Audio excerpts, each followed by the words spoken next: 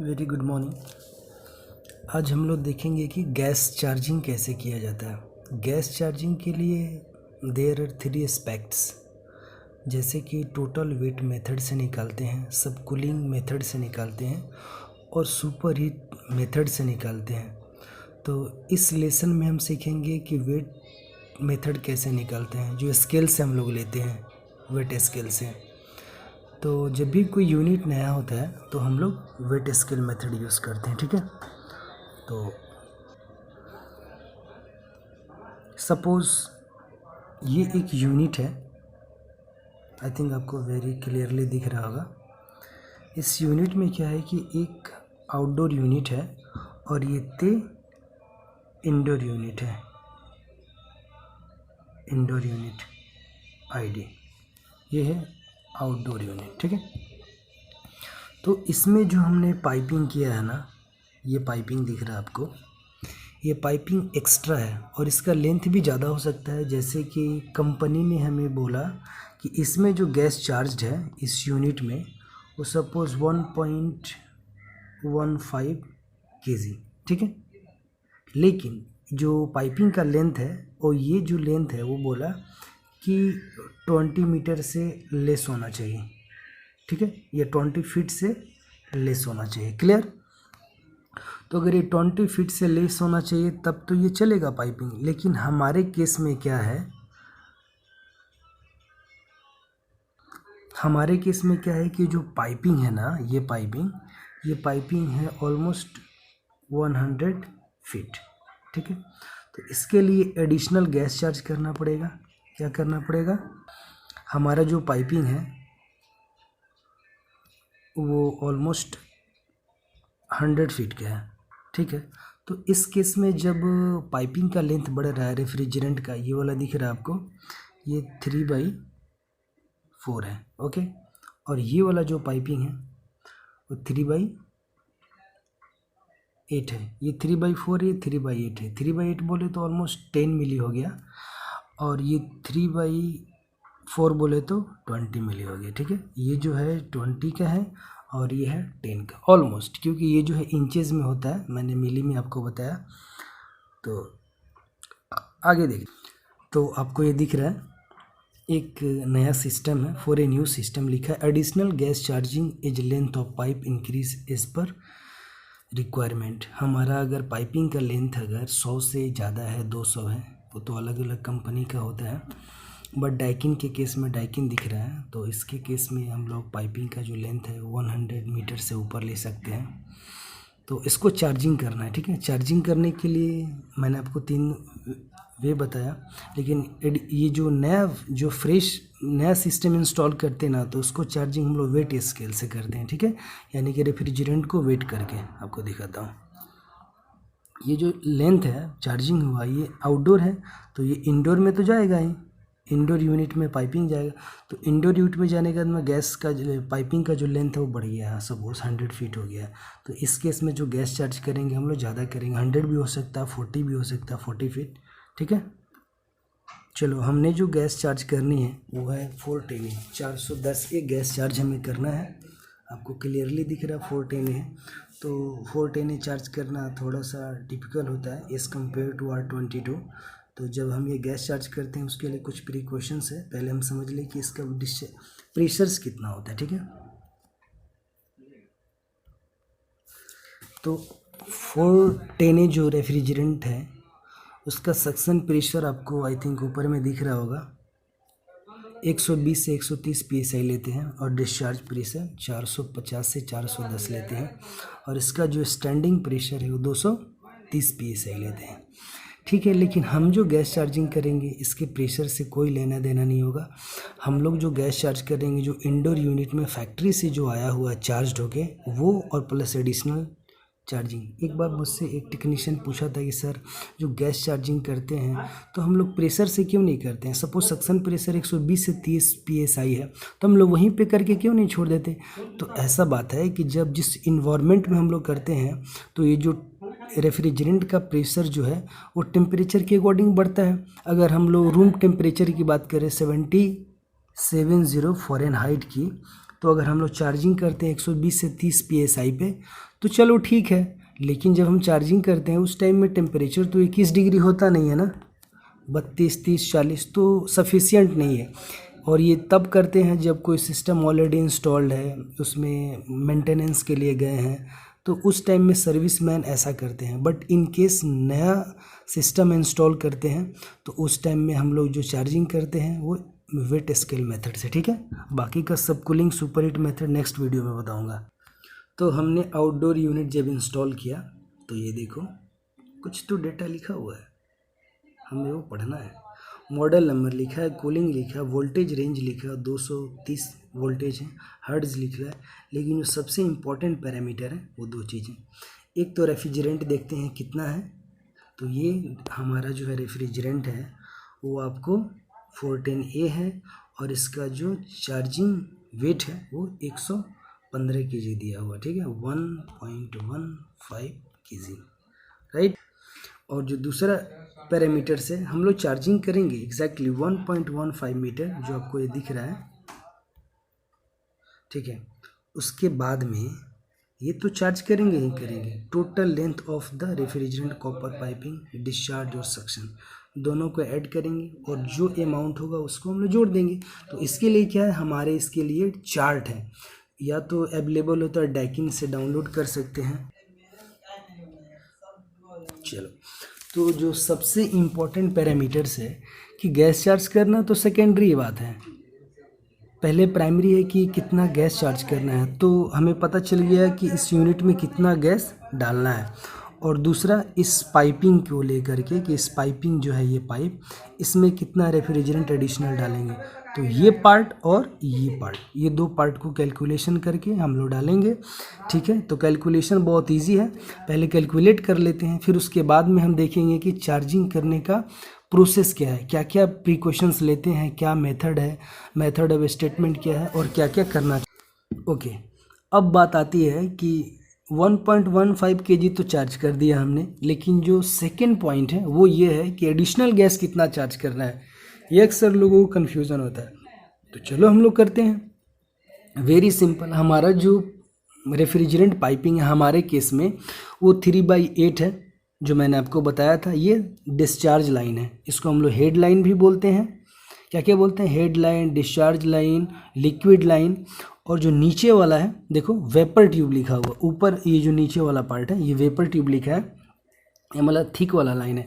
तो कंप्रेसर से जो मोटा वाला लाइन होता है, कंप्रेसर में जो मोटा वाला लाइन होता है उसको वेपर लाइन बोलते हैं, यानी कि जो कंडेंसर से आकर के। ओके, तो एडिशनल गैस चार्ज करना है तो हमें दो पैरामीटर्स पता होना चाहिए। एक तो पाइपिंग का टोटल लेंथ कितना है, जो कि कैड ड्राइंग में अवेलेबल होता है। जब हम लोग कैड ड्राइंग बनाते हैं या साइट पे काम करते हैं तो हमें पता होता है पाइपिंग का पूरा लेंथ क्या होता है, क्योंकि जो हम BOQ निकालते हैं उसमें भी पाइपिंग का मेजरमेंट देते हैं। तो चलो, लेंथ हमें पता हो गया कि पाइपिंग का सक्शन और डिस्चार्ज का दोनों का लाइन का लेंथ सेम होता है। अब बात करते हैं पाइप का साइज। जैसे कि यहाँ पे आप देखो पाइप का साइज़ हमने दिखाया 3/8 इंच, यहाँ मार्किंग भी दी है, ठीक है। 3/8 इंच का पाइप है और दूसरा 3/4 इंच का पाइप है। एक लिक्विड लाइन है, एक वेपर लाइन है। लिक्विड लाइन बोले तो क्या, कंप्रेसर से जो निकलता है वो हमारा कौन सा लाइन होता है, कंप्रेसर से निकलने के बाद में कंडेंसर में जाता है और कंडेंसर से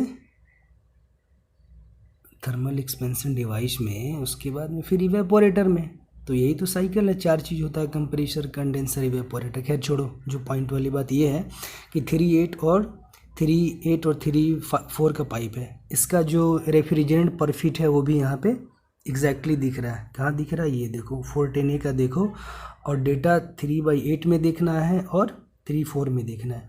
तो पर फीट, एक फीट जो लेंथ होगा उसमें 0.54 ओज होगा, और इसमें 1 फीट का अगर लेंथ का पाइप है तो 0.114 ओज होगा, ठीक है। ओज बोले तो क्या, एक ओज में 28 ग्राम के बराबर होता है, ठीक है। तो आप उसके अकॉर्डिंग कैलकुलेट कर लो ओज में निकाल के, और उसके बाद में नेट पे देखो, या मुझे तो पता है जैसे बताया आपको 28 ग्राम होता है, उससे मल्टीप्लाई कर दो एक ओज से, तुम्हारा टोटल लिक्विड ग्राम्स में आ जाएगा, ठीक है। आगे चलते हैं। तो यहाँ पे वेरी इंपॉर्टेंट पार्ट ये है, देखो कि एक रेफ्रिजरेंट सिस्टम मैंने इंस्टॉल किया, उसका पाइप का लेंथ दिया हुआ है ये, और ये लेंथ उसका 40 फीट है। और ठीक है, फैक्ट्री में जो गैसेस चार्ज किया गया था वो इतना पाउंड किया गया था, और रेफ्रिजरेंट का जो उसने दिया था वो 15 फीट के लिए दिया था। ठीक है, तो वेरी सिंपल है। हमारा जो पाइपिंग है वो 40 फीट का है, और पाइप का साइज़ आपको बता दिया 3/4 और 3/8 है। दो इंपॉर्टेंट चीज़ समझ गए कि पाइप का साइज़ हमारा 3/4 है और 3/8 है, सक्शन और डिस्चार्ज का। हमेशा जो सक्शन का लाइन होता है मोटा होता है और डिस्चार्ज का लाइन पतला होता है। ठीक है, तो step two determine the total refrigerant weight. अब इस कौन कौन सा स्टेप है, तो सिंपल सी बात है। 15 फीट पाइप के लिए कंपनी ने दिया था, उसको मालूम है कि 15 फीट ये लोग पाइप इंस्टॉल करेंगे, और एक्स्ट्रा हम करेंगे तो एडिशनल चार्ज करेंगे। तो अभी हमारा पाइप 25 फीट एक्स्ट्रा है 15 के बाद। तो 3/8 बाई लिक्विड के लिए हमने उसमें डेटा में देखा था कि 0.4 ओज होता है, और 3/8 वेपर लाइन के लिए, लाइन भी देखना है, लिक्विड लाइन वेपर लाइन के लिए जो डेटा है वो अलग अलग है। ठीक है, तो जब मल्टीप्लाई करेंगे, देखो 25 में इससे मल्टीप्लाई कर दिए, फिर 25 में इससे मल्टीप्लाई किया, टोटल ओज निकल गया या नहीं निकल गया। देखो हमने जो डेटा लिया था वो यहाँ से लिया था, यहाँ से और यहाँ से, है कि नहीं। 3/8 के लिए 5/4 है, और 3/4 के लिए 1/1। तो क्लियर हो गया, 3/5 के लिए इतना है और इसके लिए इतना है। टोटल को ऐड कर देंगे तो कितना मिल गया, देखो 2.85, और उसको ऐड करेंगे तो देखो 13, ये सपोज ये 13 को 14 मान लेते हैं और इसको 3 मान लेते हैं, तो ये कम है ना, तो हो तो गया 16.35। तो 13 और 2 15, और ये मिला के 16 ओज एडिशनल गैस हमें चार्ज करना है। कितना, इतना, बस सिंपल। तो जब अब हम लोग गैस चार्जिंग करेंगे तो इतना तो पता चल गया, ये कंपनी ने हमको दिया है, और हमको अब एडिशनल चार्ज करना है, वेट इसके लिए यहाँ पे रखेंगे। ठीक है, अब चलो, अब ये तो क्लियर हो गया कि गैस चार्जिंग हम लोग करेंगे कितना अमाउंट होगा, पता चल गया। 6 पाउंड ये दिया है, और बाकी का हम लोग 16 ओज निकाले हैं। ठीक है, तो क्लियर हो गया, अब तो कोई बड़ा चीज़ है नहीं। अब पता चल गया कितना अमाउंट में हमें गैस चार्ज करना है और किसके लिए करना है, तो 410A के लिए करना है। अब इम्पोर्टेंट बात क्या है कि इसके लिए मेथड क्या है, क्या क्या प्रिकॉशंस लेते हैं। ठीक है, तो जब भी हम 410A चार्ज करते हैं तो उसमें जो सबसे इम्पॉर्टेंट चीज़ है कि सबसे पहले लाइन को वैक्यूमिंग करना। वैक्यूमिंग इन द सेंस कि जो तुम्हारा रेफ्रिजरेशन पाइपिंग होता है, ये जो पाइपिंग है इसमें मॉइस्चर होंगे, तो मॉइस्चर गैस होगा। जब हम लोग टेस्ट करते हैं तो उसमें से मॉइस्चर गैस निकाल लेते हैं, उसके बाद में रेफ्रिजरेंट डालते हैं। जब हम लोग लीक टेस्ट कर लिए तो अब काम रहेगा वैक्यूमिंग, यानी इसके अंदर के जो भी मॉइस्चर है, गैस है, वो सब निकाल के फिर चार्जिंग करेंगे तो एफिशिएंट होगा। ठीक है, तो सबसे इम्पॉर्टेंट चीज़ है कि चार्जिंग करने से पहले वैक्यूमिंग करना। ठीक है, वो भी कैसे दिखाता हूँ। हमने बताया था कि एडिशनल गैस चार्जिंग करने के टाइम में जो अपना पाइप का साइज़ होता है, वो पाइप का साइज़ अपना इधर लिख लो, उसके बाद में वो यूनिट लिख लो, कितना कितना पर मीटर या पर फीट दिया हुआ है, फीट में वो मीटर में है। उसके बाद में एक्चुअल लेंथ से मल्टीप्लाई करके इधर अपना एक्चुअल लेंथ दे दिया, कितना कितना मीटर कौन सा पाइप है, टोटल निकाले के बाद में ऐड कर दो कि उसमें इतना ऐड करना है। ठीक है, चलिए, सबसे इम्पोर्टेंट पैरामीटर हमारा होता है वैक्यूमिंग करना। तो वैक्यूमिंग बहुत ही सिंपल है। हम लोग एक वैक्यूम मशीन यहाँ पे लगाएंगे, आपको दिख रहा है ये वैक्यूम मशीन है। वैक्यूम को क्या करेंगे, मशीन चालू करेंगे और इसके अंदर से जितने भी गैस है सबको निकाल लेंगे। ओके, जो वैक्यूमिंग करते ना, वहाँ आपको दिख रहा है डायल गेज में, ये डायल गेज यहाँ पे देखो ग्रीन कलर का दिख रहा है, अगर आप पता होना चाहिए आपको। तो उसके बाद में ये वैक्यूमिंग, ओके, जो वैक्यूमिंग हम लोग करते हैं, तो वैक्यूमिंग का मतलब होता है इसके अंदर से मॉइस्चर को निकालना, और no air inside trapped inside the copper refrigeration piping. तो जब हम लोग मशीन चालू कर देंगे वैक्यूमिंग, तो इसके अंदर से गैस पूरा निकल जाएगा, और तब तक निकालना है जब तक इसका जो वैल्यूज़ है माइक्रोन में 500 के नीचे नहीं आ जाए। ठीक है, वो भी वैल्यू दिखाता हूँ जो मैंने निकाला था। ओके, तो हमने क्या किया, वैक्यूम गेज इधर लगाया और इधर हमारा प्रेशर गेज है, तो ये डाउन होकर के यहाँ पे दिख रहा है, नीचे की तरफ आ रहा है। Vacuuming till 500 microns. ठीक है, इधर हम लोगों ने वैक्यूमिंग किया, vacuum gauge and value should be less than 500 micron. जब हमने किया तो अभी 778 आया, लेकिन हमें इससे भी कम। ओके, एट द एंड हमने देखो ला ही दिया था 478 माइक्रोन। ये मैंने अपने प्रोजेक्ट पे करवाया था। और ये सबसे इम्पोर्टेंट चीज़ है, जैसे ही वैक्यूमिंग हो जाता है आप उसको होल्ड करके रखो कितनी देर के लिए, 15 मिनट मिनिमम। लेकिन हमारा क्लाइंट का जो रिक्वायरमेंट था वो बोला 24 आवर्स। मैंने एक वो भी बनाया था, टेस्ट रिपोर्ट बना के सबमिट किया, फिर WIR रेस किया, वर्क इंस्पेक्शन रिपोर्ट या IR भी बोलते हैं। उनका साइन लिया कि हाँ मैंने ये काम करवाया था। ठीक है, आगे चलते हैं। ओके, अब टाइम आता है गैस चार्जिंग का। गैस चार्जिंग करने से पहले हमें must purge to remove the gas trapped inside the hose. ये जो अपना हॉस है ना, जब इस हॉस को आप, ये जो हॉस का ये दिख रहा है ना, ये जब इस हॉस को आप यहाँ पे टाइट करोगे तो इसके अंदर में गैस रहेगा, ट्रैप रहेगा, सिंपल सी बात है, फोर्स रहेगा। तो हम क्या करेंगे, जब यूनिट में गैस चार्जिंग करेंगे तो पर्ज एक वर्ड आता है। पर्ज का मतलब होता है इस फ्लेक्सिबल हॉस में भी गैस को भरना। तो यहाँ से जब इसको लूज़ करेंगे और जब बोतल, ओके, अब गैस चार्जिंग शुरू किया तो ये वाला जो पार्ट आपको दिख रहा है, यहाँ से इसको पर्च करेंगे। पर्च का मतलब यहाँ से जब हम लोग ये खोलेंगे ना गैस का ये वाला पार्ट, तो यहाँ से गैस निकलेगा। निकलने के बाद में गैस कुछ बाहर निकाल देंगे एटमॉस्फेयर में, वो कौन सा R410 निकलेगा, और उसके बाद में गैस इसमें भर जाएगा, फिर टाइट कर देंगे। अब क्या करेंगे, गैस इसमें कंटिन्यूसली भरना शुरू करेंगे। यानी हम लोग अभी गैस क्या कर रहे हैं, गैस भरना शुरू कर दिए। ठीक है, तो गैस कंटिन्यू भरते रहेंगे। 410 है, भरते भरते जब हमारे ये जो स्केल दिख रहा है, ये वेट स्केल इसको बोलते हैं, जब वेट स्केल पे दिख जाएगा कि हाँ हमारा गैस हो गया, तो हम लोग सिस्टम को बंद कर देंगे और सोपी वाटर से, यानी कि जिस वाटर में साबुन हो, पानी डाल देंगे, पानी में सौंफ डाल देंगे, ये सर्फ डाल देंगे, और यहाँ पे आप डालोगे, यहाँ पे डालोगे, उससे लीक का पता चल जाएगा। ठीक है, लीक के बाद में और एक बार आप लोग अपना प्रेशर चेक कर लो। अगर आप 4R10 है तो उसका जो सक्शन प्रेशर है वो कितना होना चाहिए, 120 से 30 PSI होना चाहिए। और डिस्चार्ज में आप देखोगे, ये डिस्चार्ज वाला लाइन है, यहाँ पे अगर आप चेक करोगे तो 450 और 500 के बीच आएगा। लेकिन ये हमारा मेथड नहीं है, हमारा मेथड है वेट स्केल। ठीक है, अगले वीडियोस में हम पढ़ेंगे कि जो गैस चार्जिंग होता है वो सुपर हीट मेथड से, सुपर हीट सब कूलिंग मेथड और सुपर हीट मेथड। ठीक है, वो कब करते हैं वो अगले वीडियो में बताएंगे। फिलहाल थोड़ा सा देखो, सब कूलिंग वहाँ पे करते हैं जिस यूनिट में, यानी कि आउटडोर इंडोर यूनिट में अगर कैपिलरी ट्यूब हो, इवेपोरेटर के पास कैपिलरी ट्यूब हो, तो हम लोग कौन सा मेथड यूज़ करते हैं, सुपर हीट मेथड।